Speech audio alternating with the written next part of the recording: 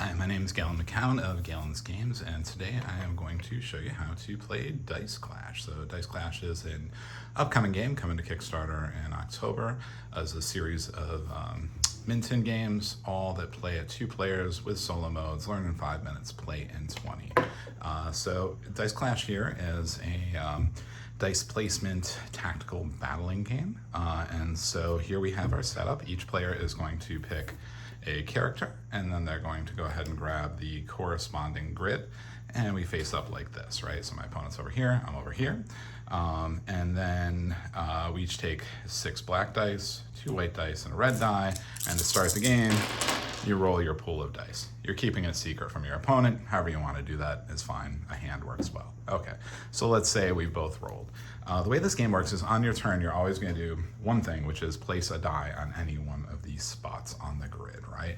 And that die is going to act as both your attack and your defense. So the first play of the game, for instance, is just an attack. There's nothing to defend against. So let's go ahead and let's say they played a 4, and I'm going to play it to this blank space so that we don't have to think about what that does. So this is now an attack of 4. So I have to defend against that. And what that means is my die that I place must have a defense value of higher than 4 in order to successfully defend. So let me do a easy example, right?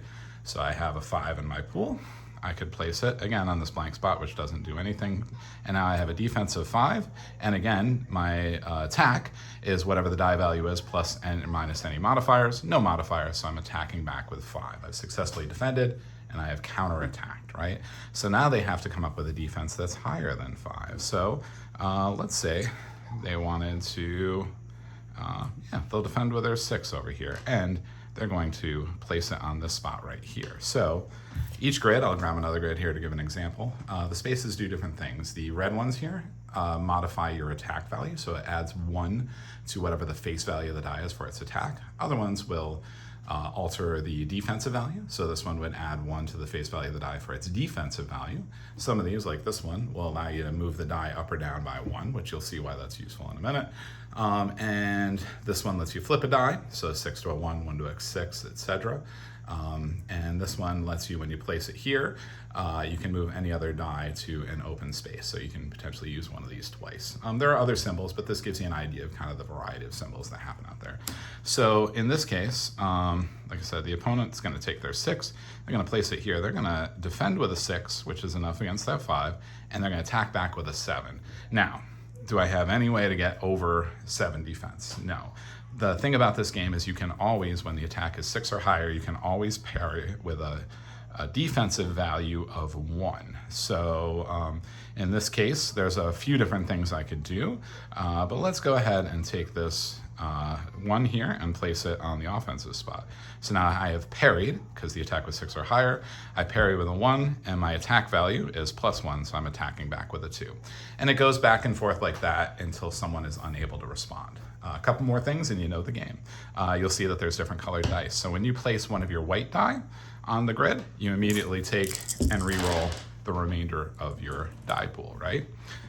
This is sometimes done on purpose. Other times you're stuck doing it because you're left with the white dice, or it's the only number you can play at that time. The red dice, when you place those, activates your character's unique power.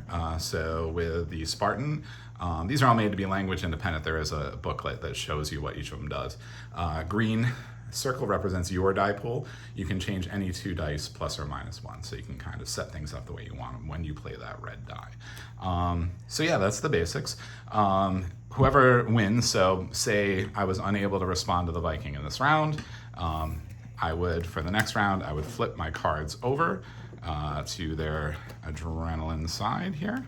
And now I have a more powerful power, which says that I can point to a spot on the opponent's grid and say you cannot play there your next turn, which can be very useful.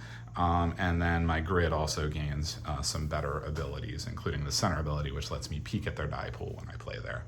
And that is the entire game except the solo mode, which I will do a separate video for. There you go. This will be on Kickstarter October 22nd. Check the links in the video to follow along. Thanks.